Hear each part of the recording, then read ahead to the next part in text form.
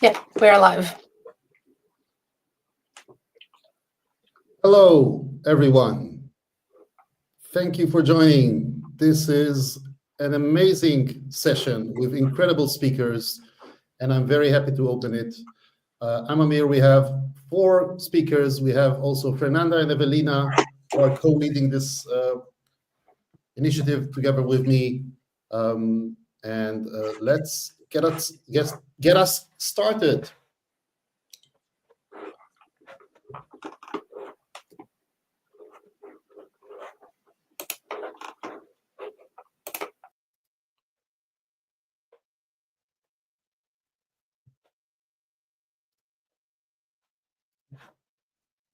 Okay.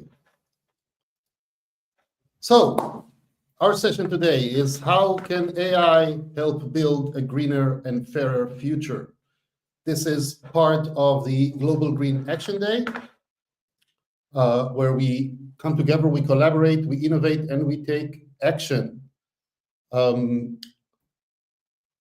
Global Green Action Day is happening on the 5th of June, which is the UN Environmental Day, which we are a part of. And our mission is to actually drive change with sustainability-driven innovation. This year's theme is ending plastic pollution. We will be running this live in 3 countries: Portugal, which will be both Lisbon and Porto, Austria in Vienna, and in Sweden in Stockholm, and possibly Helsingborg as well. If you want to be part of this action day, you can also take part online if you cannot come to any of these locations. You will have, however, to take some training in order to come prepared and be able to take action. And our goal is to co-create solutions for real challenges that will be posted by some of our partners.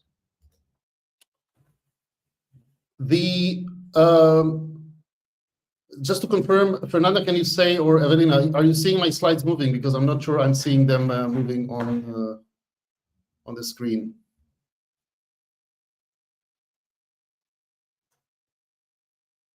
Good, great. So we are at the warm-up sessions. We've had one a couple of weeks ago. This is one about how can AI be part of this solution and what do we need to think about. We have a couple more in the upcoming weeks. The training itself for the Action Day will open on April 21st. So you're welcome to join before that or close to that, so you have time to do some of the training before the Action Days. These are some of our partners, which we're very glad to have support this initiative, either by hosting us or collaborating with us, sending speakers or suggesting challenges. The initiators, as I said, are Next Agents, The Good Tribe, and Think Big Leaders. What are we going to talk about today? I'm going to just open quickly with some framing and the context of sustainability, innovation, and AI. Then we have 4 great speakers, Örjan, Luísa, Roberto, and Anders, and they are going to just kind of open the discussion with some aspects that they're seeing relating to this context. And then we're going to have a panel together with them and closing off with some Q&A from the audience. So please comment on whichever platform you're on, and Fernanda will help us moderate your questions. So just to kick us off, I want to give some context for AI and sustainability innovation. And I just want to highlight 2 quick aspects of this, 2 quick points of view. The first one is how can AI support, scale, and accelerate sustainability-driven innovation? And we're going to hear this from the speakers. We're going to ask some questions in the panel about this in order to understand what is the potential impact of AI on sustainability innovation. And the second one is, on the flip side, if we're going to use AI for sustainability, what do we need to do in order to ensure that we use it in a responsible and sustainable way? So these are 2 aspects that we're going to try and highlight in this session. And of course, in the program itself and in the training, we're going to dive deeper into these aspects and more. So with that, I'm going to hand over to our first speaker, which will be Örjan. So please, over to you. Please introduce yourself, give us some highlights, the key messages, and later, of course, we'll get back to you when we have the panel discussion. Thank you, Amir. Hello, everyone. I will start showing some slides here, actually. Just get that going. Is that showing right now? I assume so. So my name is Örjan Jansson. I work at WWF in Sweden. And I run a climate innovations program. And AI could be seen as a really, really powerful innovation for the climate, and that is what we are going to talk about today. And I want to show that we have done a report, a pre-study, where we just looked into this topic. How could AI be used in the most powerful way to unlock green transformation? So this is the title side looking like this. We released it a couple of months ago. And what is a bit unique with this report, almost a different take, is that we really wanted to find out how can AI do the most, how can we get the most leverage out of this new technology for green transformation?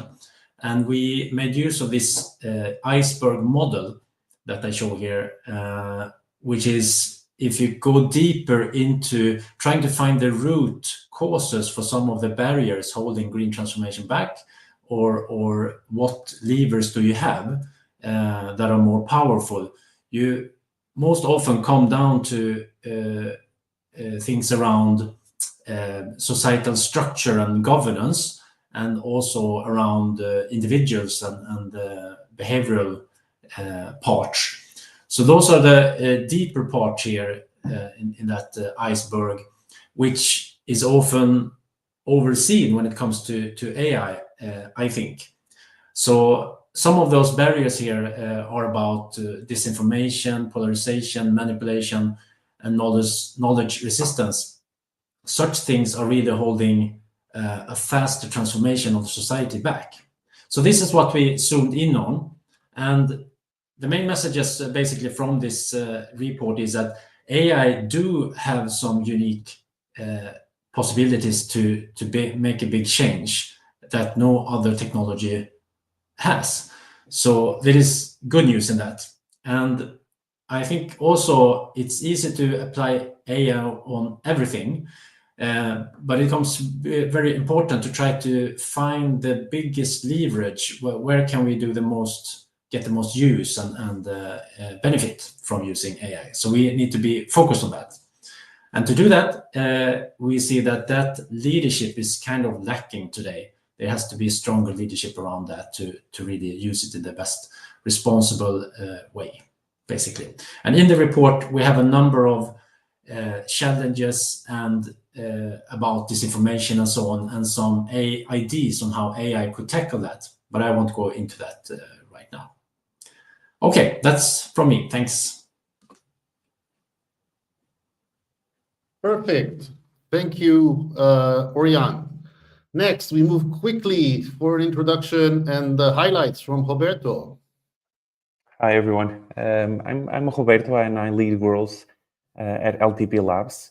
We are a consulting company that is committed to helping businesses not only adopt the technologies, but also build the capabilities, the processes, and the confidence to use this technology effectively and to make data-driven decisions.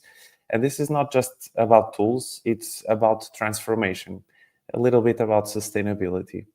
And we believe so strongly in this transformation that last year we published a book called The Analytics Sandwich that helps companies take this first step into a data-driven model. Personally, I truly believe that Gen AI and that AI can help companies become more sustainable. But it starts with each one of us understanding the potential and also the limitations of the technology. So that's what I hope to shed some light today and share a few stories that we've built along the years. In these 10 years, we've deployed AI in different companies. And there are kind of three main messages that I would like to highlight today. First of all is that, as I said just now, AI is not a 2024 thing. It's actually been here for a very long time under different names: deep learning, machine learning, and it's actually been an evolution. And now we have generative AI, which is another type of AI. However, this is not a silver bullet. This is not the thing that's going to fix everything. So it's important to understand what it is and what it is not.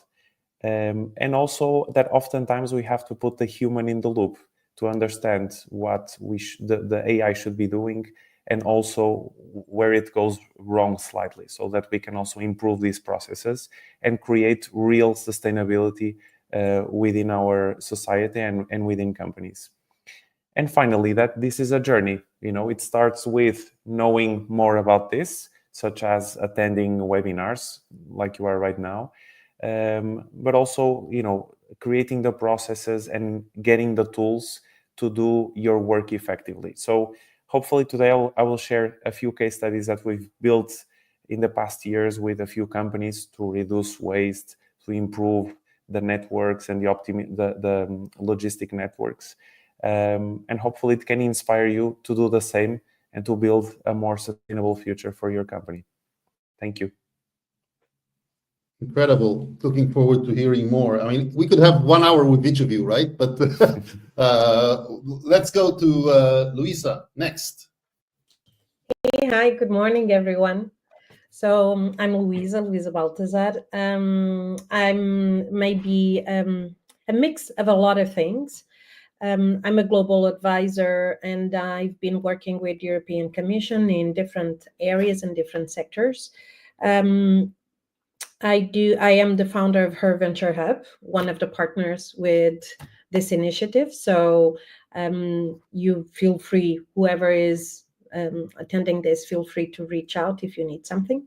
And today, I think I'm going to be the square peg in a round hole, because today I'm going to be trying to bring the conversation to social, to how AI and tech. My background has been in tech and communication, management, business strategy, innovation, etc. I've been working with European Innovation Council as a business expert for startups and SMEs. And last year, I was in charge of developing and delivering the Social Innovation Academy for European Commission on energy transition. And although the topic here is very environmental oriented, of course, one must think of social as one of the components where AI can help the most. And I know most people don't think this, because when we think AI and tech, we think technology, and we think product, or we think of physical things, right? Cloud, a lot of potential for scaling, and that can be used in social impact, not only based on data, but also on scalability. And so hopefully I can bring that a little bit today. As a highlight, I would like to reinforce what the other two speakers have said. Leadership is the path.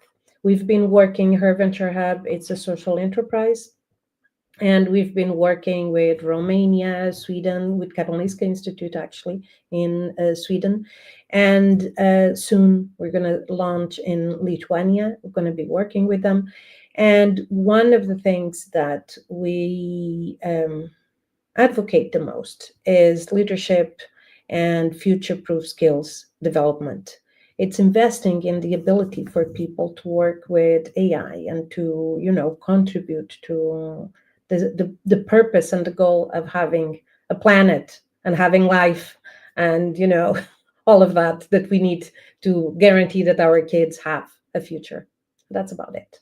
Hopefully I'll contribute with some ideas. And I'm sure you will.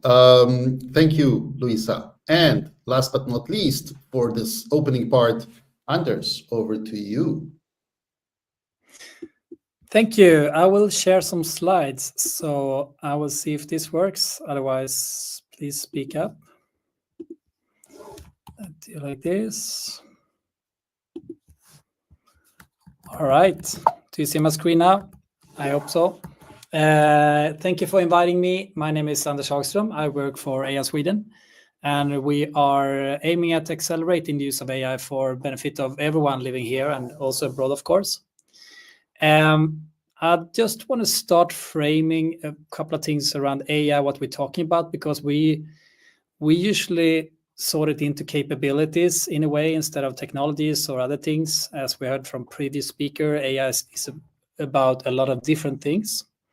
One way of looking at it is to look at the capabilities where we can sense the world. We use different technologies to do this.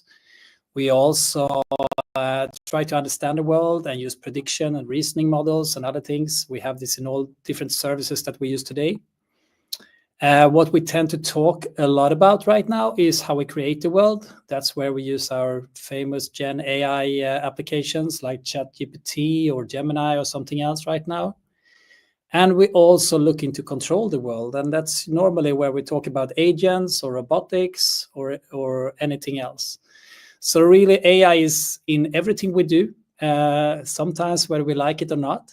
Right. So this is one of the framing that I would like to have on the AI area. Some of the environmental problems that I'm focusing a little bit and that I hear about a lot is, of course, the high energy consumption. As far as I know, energy is still produced by 2/3 from fossil fuels, so that really has a climate impact.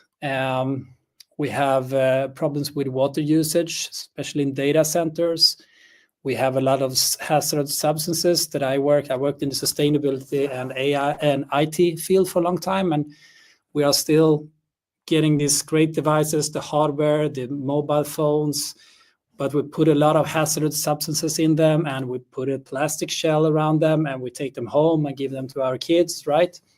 Which is a bit strange, but that's how it still works.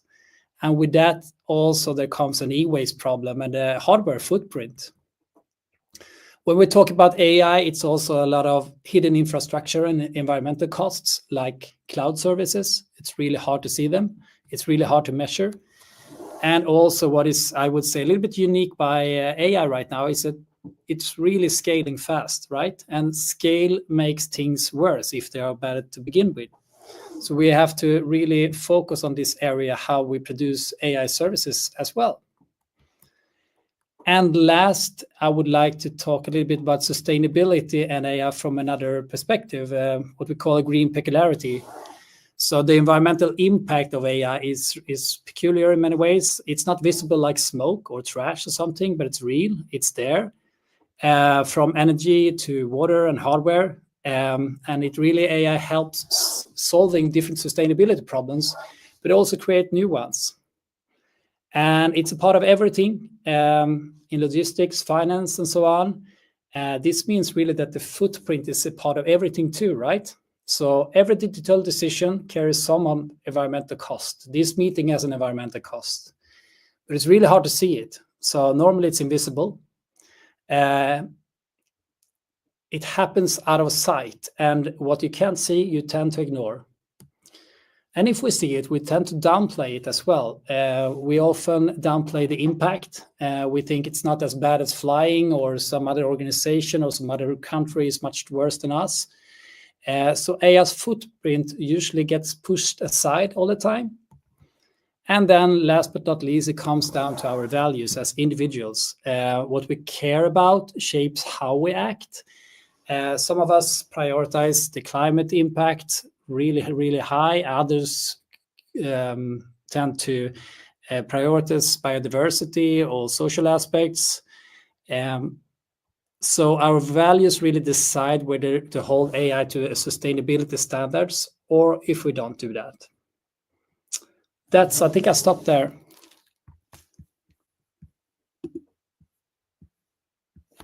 Everybody on stage, Fernanda, and we don't need the slides. As I said, this is an amazing collection of people and with lots of experience. And now we're going to try to spend maybe the next 30 plus minutes pulling some more of your insights and experience. And I might start by directing this to specific people on the panel, but any of you is welcome to jump in if you have any other comments. So when I framed this, I started the first question is, how can we use AI? And some of you also talked about this, to scale and accelerate sustainability innovation, which is our focus for today. So I don't know, Roberto, maybe we can start with you. Can you share an example, a story, an insight? If you are focused on sustainability and you have an idea and you want to do some innovation, how do you scale this? How do you use AI to accelerate? Yeah, so I mean, we have used it in a couple of use cases. I think what's really important first is to have the challenge really well defined. So that's usually how we approach it first. I think the best story we have about that, and I will share my screen just so you can refer to this use case if you want to dive deeper into it, is regarding food waste in the grocery. So it's a huge source of lack of sustainability on the part of the grocer, because they need to stock their stores, but they don't really know how much they're going to sell. And so it starts with understanding that there's a problem there and knowing how to identify it, and then, as I said before, applying the right technology. So in this case, we used AI, not the generative AI, not ChatGPT, but we used traditional AI, analytical AI, to basically predict when the product would go in closer to their expiry date, and create a promotional strategy that would favor the sales of these products. And basically, a lot of this has a mixed effect into other behaviors, like it can accelerate the consumption of certain products. And so all of that needs to be factored in, and it's a model that needs to be fine-tuned to each reality, right? But in this specific case, we've done it with a food grocer, and we improved the process performance by 20 percentage points. We've done quite similar things, for example, in the consumer electronics field, with different results, in this case with even better results. And so what this means in practicality is that these products don't end up in landfills that usually have batteries, they have heavy metals, all sorts of products that you don't want in a landfill, but they actually end up being used, which is why they were created. So I think these are good are two good stories that show that when you have a problem to solve, and when you can define it mathematically, then you can apply technology to fix it. Yeah, I love the story. So what I take from these is, first of all, define the challenge very well, including the outputs. Choose the technology accordingly. So don't, it's not a silver bullet. You need to adapt it. And lastly, think about behaviors. And some of you already mentioned it also in the opening. So great story. Luísa, how can we scale this in the social arena? Well, I liked the way you put it in the two sides of the same coin, right? And Roberto addressed it a little bit. AI, it's not only generative AI. Now it's mainstream, but it's not only generative AI. It's way more than that. It has been used. My first steps in data science was like 2014, in business intelligence, that part. Later on, I led the global talent team for Lab 42 in Davos, when we launched in Davos with the World Economic Forum, etc. And at the time, I personally, coming from tech background, I was focused on solutions that were more business oriented. So, but now, few years in, and with generative AI, for example, I'll give you two examples on how we can use it in Her Venture Hub. One example is using the generative AI in our platform. Our platform, the concept of the platform, an MVP, is under development. And it's an LLM that will provide women in the world with support. Because how do I launch a women-centric social enterprise and help 4 billion women? It needs to be online, right? But then it needs to be individual support for their individual needs. AI can do that. right? So I can do very customized and personalized and in large scale support to women through generative AI. But then I can use data science and analytical AI, as Roberto mentioned, in order to predict areas of support for women, in order to analyze research and data that we can anticipate factors of stress or factors of economical stress. I'm talking not emotional stress, but economical stress, lack of jobs, etc. Every time we have a recession, every time we have a global challenge. And if we look at the problems as social problems, as from the perspective of the result, the outcome that we want to achieve, and then we bring AI and tech as a solution, as a leverage, as a tool. But usually we do the opposite. We see the potential of the tool, and then we try to fit that tool or that solution into a problem. So it's more that we look into the potential of AI and we try to find problems that can be solved. And the approach should be the opposite, should be the other way around. It should be, this is the social problem. How do we scale? How do we use technology? And this needs, one of the challenges is that needs multidisciplinary teams. It needs people that are focused on the social aspect of it and people that are focused on the tech constraints or potential. So anyway, I hope I contributed with. Yeah. So if I try to kind of summarize, first of all, like others have said before, start with the problem, and then match the capabilities to it.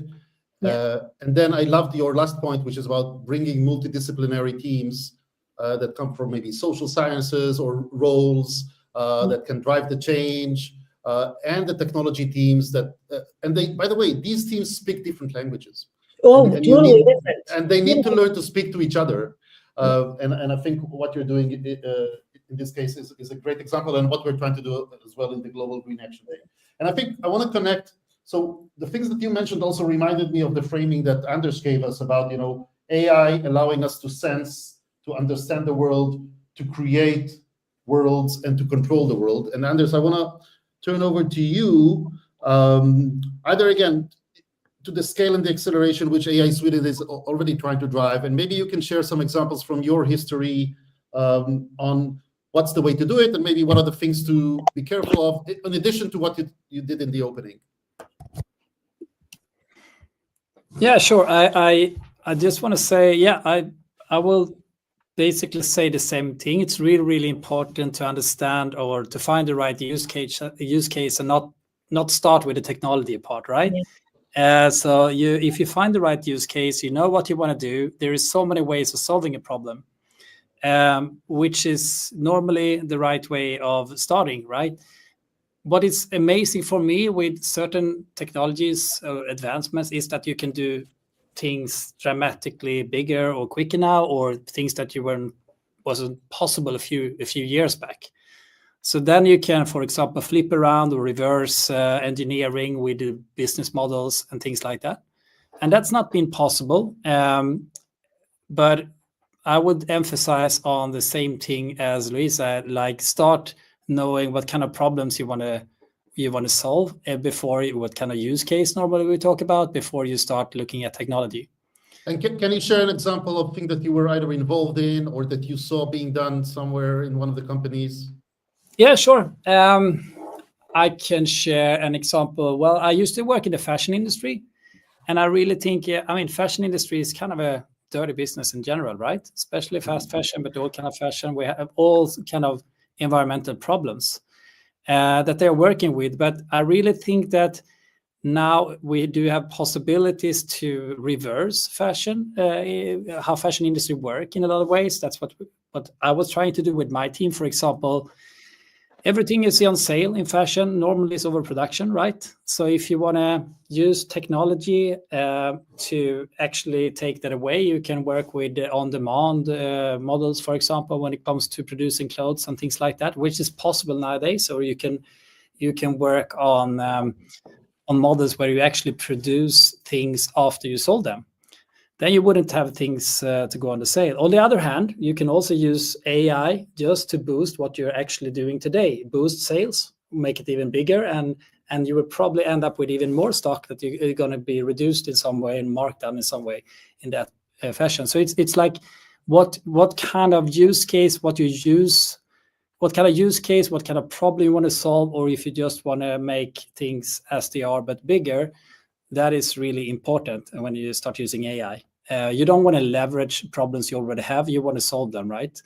Yeah. So that's where I think you should. So that's the role both of leadership and maybe the sustainability people coming from those sustainability roles to try to steer the business, steer the ones who are making decisions to do the right choices. Yeah, I agree also that, leadership is probably the most important thing here because it comes down to people, it comes down to change management. Technology is only a small part, data is another part, but change management is the biggest part of all. So we have to change the mindset and we have to lead that change in different ways. Perfect. Örjan, you mentioned in the report, both root causes and how to leverage the capabilities. I wonder if you have a story either from WWF or other things that you've seen in the report that can maybe bring this to life. Sure. I want to comment on this scaling thoughts as well, that I think AI as a technology is perfect to scale, as Luísa said, that it really can reach everyone on the planet more or less, and so as a technology it can really help us scale things. But what I think is and also it's pretty easy to use AI to scale things where we can save money or make more profit, that it becomes more, that will happen. What is really the challenge is to use this technology to scale important solutions that maybe are not profitable but very much needed. And I have one such example, and I will start share my screen here again. From this report, we had a number of such examples, and one here is about all the disinformation going on, all the polarization happening. People are disagreeing and you don't know what to trust. And so one idea was to create a support application for political moderators when there's a debate. How can the moderator be more supported and do a better job in finding what are factual, what is not facts, and what rhetorical tricks are being happening here that divert from the right questions and so on. So this is an application that I think is sorely needed, not just in a political debate situation, but at all situations when you kind of consume information. If you can have this assistant to help you to understand what are facts and also what is being said. So here we were part of a hackathon just recently, and they tried to make a solution on this, and we just fed in a video from a debate, and we could get it fact-checked and also got information on rhetorical strategies that were being used, that they tried to come up with a chain of thoughts that are not really logical, and there are so many things to do here. So trying to build something, an application like this that could make all information consumption more reliable would be super. I think that's what we need in the world. So, but who is going to fund that? How to find funding for that? That I think is really more tricky to scale such solutions. Correct, and I love this case, and I also heard a similar story. I think it was on a podcast with someone from Google DeepMind or related to Google DeepMind, where they were thinking, in negotiation situations where each side has their own agenda and interest and they don't openly share this, then the idea was, can we put an AI representative for each side, close them in a room where nobody hears what they're speaking between them, the AI agents, and have them come up with a solution. And then each side gets maybe their agenda, their interests promoted without exposing the cards that they hold close to the chest. So I think there's many interesting ways to think about, human behaviors. Where can we reshape, institutions and processes with the help of AI and AI agents? Can I add something? Of course. To Göran's example, that I really liked, the fact checking on and all of that.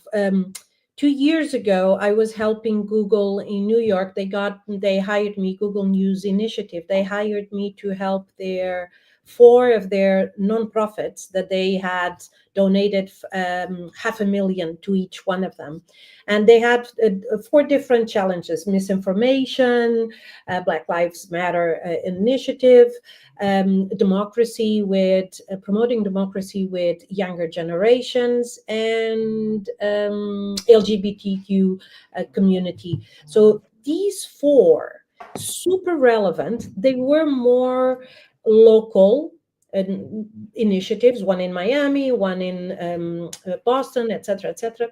But none of them, the whole program, none of them were exposed to how AI or how tech or how machine learning or how data could advance their initiative. These were social initiatives, these were nonprofits, where all the examples that we've been giving here, right, are super relevant. All the examples of, fundraising, donation raising, finding ways of creating financial sustainability in those initiatives that can be leveraged by AI and not by human work, right? And this is the best use that you can have for AI, for productivity, for Anders, you mentioned, new business models, etc., etc. And I was very surprised. I was there to teach them to run their nonprofit as a business. But all of a sudden I was, so what's your knowledge on, AI? How can you use generative AI, which was a new thing. I was, of course, on top of it because of my project in Davos. But I was surprised that Google was not including even in their own nonprofits that they were funding. They weren't including AI as the tool for scaling. So okay, perfect. Very interesting examples and inspiring. Anders, I know in your current role you focus mostly on private sector, but are you seeing ways for tackling this challenge that Örjan kind of brought up? Like, how can we support things that are not just business focused with business results? Can we build collaboration somehow? Yeah, I think it's, of course, I think it's key within the public sector to do things. If you look at Sweden, for example, we know that we are going to do 130% as much work in a few years within the public sector, but we're only going to have like 70-80% of the people doing that. So it's a big gap, right? And there, I think AI can really, really help out in this challenge, because those 30, 40, 50%, we can really use AI in a good way to make things more efficient, to be able to do what we want to do in the public sector, for example, in healthcare, caretaking, things like that AI could never do. But we could make much more effective processes when it comes to administrational tasks or other things. So for me, it's AI is really an opportunity when it comes to public sector. Okay, great. Roberto, I want to switch gears to another thing. So it's not all milk and honey, as we've heard a bit before. Can you think of some things, and there's bias and maybe misinformation or misuse. There's questions about fairness and accessibility to these tools. Can you share some ideas on how to do it the right way? Yeah. And if I can just jump in here also, Amir, we have a question here from the audience that I think could also fit very well, Roberto, that is specifically looking into are there any examples of AI applications available that prove a net positive sustainability effect, either in the environmental or the social dimension? I just thought I would jump in and also add this question from the audience. Let me take that question first, and then Amir, I'll go to your points. I think, in terms of AI applications, there are many applications that are kind of off the shelf, right? There are many providers in the market that have softwares developed. I think mostly in the environmental aspect, because it is more structured and therefore it's easier to develop, applications that are with generalizable use cases. But specifically, for example, in terms of projects that we have done, we are using AI, for example, to create a carbon neutral bottling facility for a winemaker. Okay, and this is something that it's an investment at the beginning, but then it pays off for many years as that facility is self-sustaining, for example. And so I think there are many AI applications that are readily available that you can use that have an immediate net positive effect. And then I think there are ones that are more specific to each kind of business. I think you just need to. If I may add here, the collaboration here is important, because if each of us has to develop this by themselves, it's going to take much longer to develop the ideal solution. If we come together, if we generalize the solutions, if we optimize them as more and more use them, then we can accelerate this, the net positive effect. So definitely a call for collaboration, and that's some of the things that we're trying to do. Now, maybe you want to touch on the second thing about how can we maintain, avoid bias as much as possible, fairness, accessibility to these tools. Exactly. I think we've touched upon some of these drawbacks or limitations until now. I think, for example, in the environmental aspect, I think it needs structured data. It's not always available, and so it needs some preparation in order to use this technology for environmental purposes. And then there's obviously the aspect that the tech itself is quite energy consuming. So it needs a cost-benefit analysis if it makes sense to use it for that aspect or not. I think in a social aspect, technology is amazing. Sometimes it can be a bit isolating. And so, it needs to be measured correctly, and it needs to have the way in of the social aspect, and often needs human intervention. AI is great at optimizing. It's kind of a blind optimization. It's looking at the KPIs that you gave the machine, and it's not looking at the effects that it might have in society. So I think whenever you use applications of AI for a social aspect, you also need to have a deeper discussion into what are the desired and undesired effects of using that technology.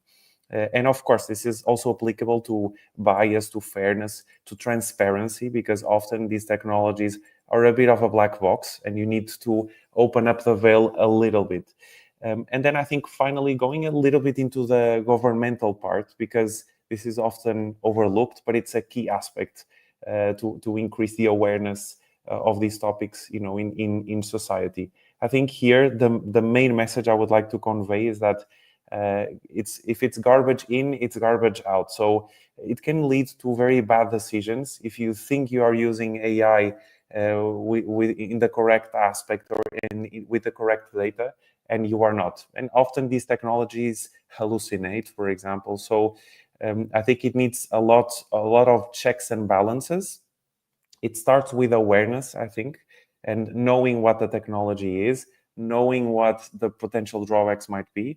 And then I think, developing a few use cases controlled, with data that very well, in an environment that very well, and then slowly and steady you can start developing skills. So, for example, we've done that with the local municipality of Porto, where we developed dashboards that gave visibility to a lot of economical, social KPIs to the whole population. And this was a huge step because data was not in the hands of people. It was in the hands of the people that were governing, but not necessarily in the hands of the population. And so these initiatives, although they might seem small, they are really important because you no longer have the leadership, which in this case are the governors. You don't have just the leadership looking at the information. You have everyone looking at it and understanding what is their unique role in using that information to build this social sustainability for everyone.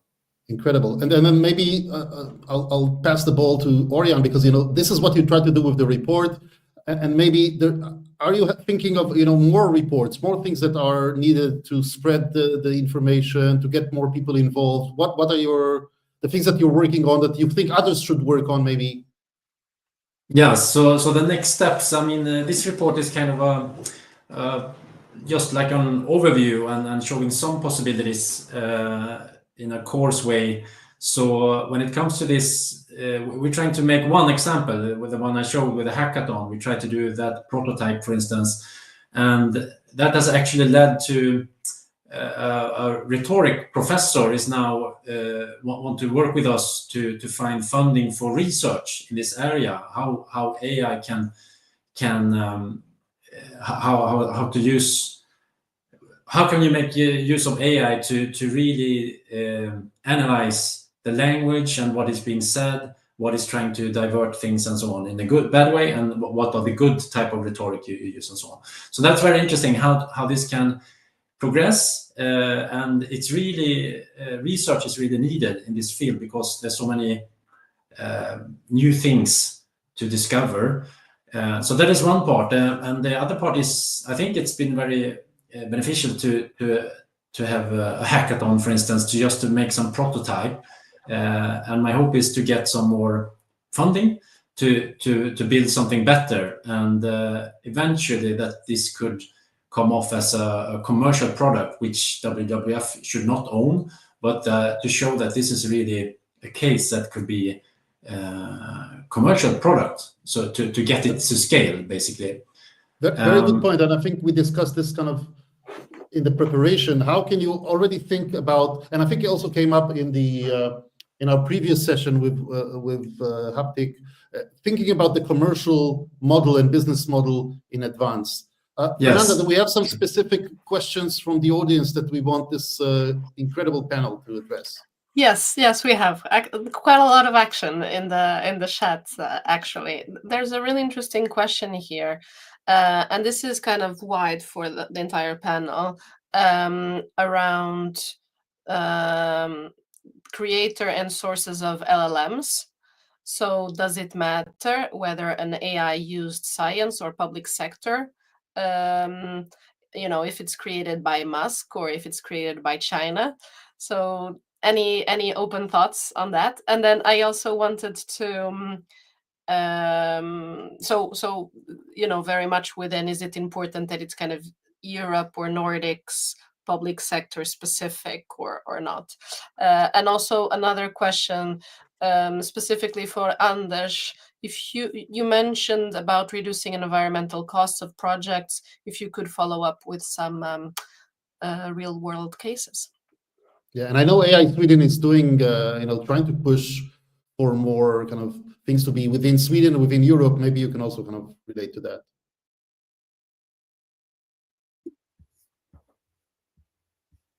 Sure. I don't know. I start with the first question then, with LLMs and things like that. I personally think, and I think it's really important where and how the services are produced, right? And we've been at the moment, Europe is kind of behind in produces these LLMs or lagging a little bit when it comes to technology and resources, and it's been US mainly driving it, but we also see China and especially China and other countries as well. I think it's really important that we do have our European languages and stuff like that, because we're building our culture, our way of reasoning, and we see things differently. So I think it's important. I also think it's important that it might be, we are developing, for example, a public sector collaboration. They're making their own assistant as a research and innovation project. It's not important. What is important is the learnings, the findings. They learn how to do this. They learn what is important. They learn how to use it, how to not use it. everything that goes in. I think it's about 60 public sector, like municipalities and others, collaborating, doing this project, and they're learning a lot. And that will be the start of the next development of hopefully a really good public assistant. If that would come from a private company, or if that would choose to develop it by themselves, I have no idea. But you have to start a learning journey, right? And you have to, for example, train these models on the data that is applicable for your use cases, and that you can find out in the, for example, municipalities. So that's part of the answer. Was it something else? Another question? No, I think what we don't have a lot of time left. What I'd like each of you to do is to take a minute and think, either both for the participants and maybe specifically also for leaders, from people, people from different disciplines, no matter if they come from sustainability, from innovation, from business. What are your personal learnings and professional learnings about driving sustainability innovation with AI, if it's relevant, or without AI? Any personal thoughts on, if I want to do something now, except in joining the Global Green Action Day, of course, what should I be focused on? Luísa, maybe we start with you. I actually have something to contribute to that. One of the struggles that I personally face is innovation is always ahead of everyone else when it's true innovation. If it's differentiation, it's, oh, that's cool, but people get it. But when you're doing real hardcore innovation, leaders and decision makers, they don't understand it, so they delay it. And this is human. We tend to procrastinate on the things that make us uncomfortable and all of that. So my message to leaders would be, embrace it, risk it. Someone who mentioned cultures, we were talking about cultures and how LLMs and how code and how AI and how everything needs to be adapted to regions and to cultures, etc., etc. I lived 10 years in the US, in the Bay Area. I'm American, I'm European, and now I'm working with the Middle East, with Dubai, Saudi Arabia, etc., etc.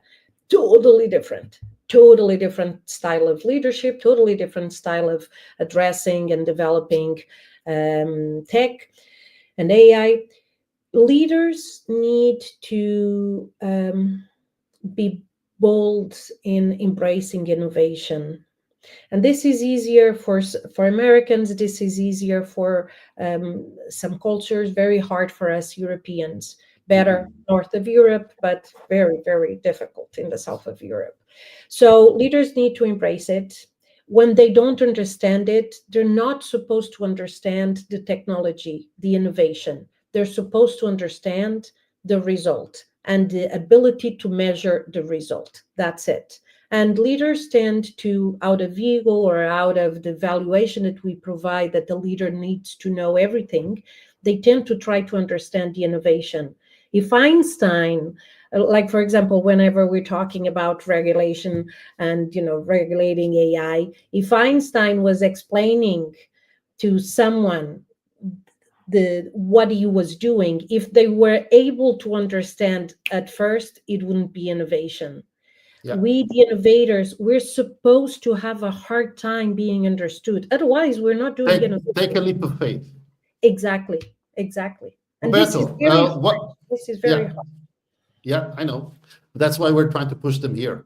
Roberto, what is your message, 1 minute, to the leaders out there or the want to be leaders? Yeah, I think my personal experience is that this is a incredible technology. It surprises me every day.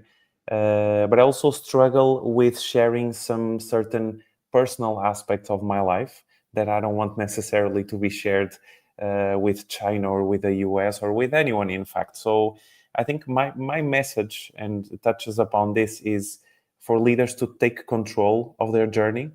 If you wait until this technology is tested, it's learned, and everyone is using it, it will be too late for you to create sustainable value for yourself, for your company, for your workers, and for your economy. So take control, start by learning about it, start by testing, and then little by little, you will create a future that includes AI, along with a lot of other tools that already exist today and that will be invented in the near future. And along with humans. Örjan, your last message. Yes. So I totally agree with the previous speakers here on that. I think it's, I also talk about AI then as an innovation, and I think it's so powerful and it's so capable. So it's really attractive to just apply it wherever you can and to accelerate exactly what you're doing today. But so my message is to trying to look more ambitious and higher than that, to try to find the bigger good, what can be done, and aim for that, and be aware of that this is a messy time in this very fast development. So you have to be able to lead in this many unsecure ways, or finding guidelines anyway to move forward. But try to find the most useful applications and don't aim too low. Yeah. Perfect. And maybe we today we did our small bit to try to guide people in this journey.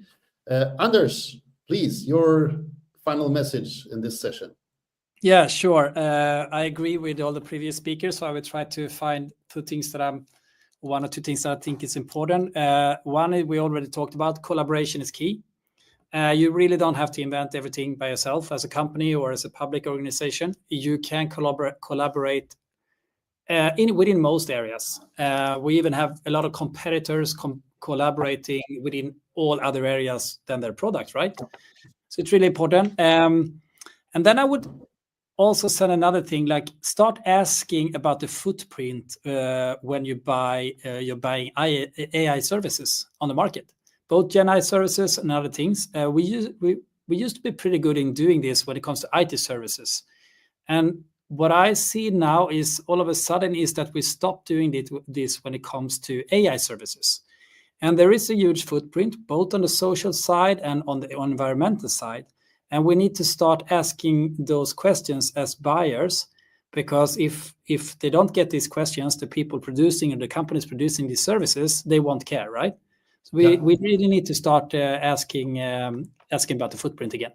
Thank you. Challenge the suppliers. Yeah. Incredible. Great session. There's so much to learn here, so much to do. The way to do it is to join the Global Green Action Day. And again, an invitation for those who want to dive deeper and do more. Join us. There's 3 training modules. We are now in the warm-up sessions. The Action Day on the 5th of June, either online or Sweden, Portugal, or Austria. You're welcome to reach out to any of us for more information. With that, I truly thank the participants and the ones who joined us, and have a great rest of your day.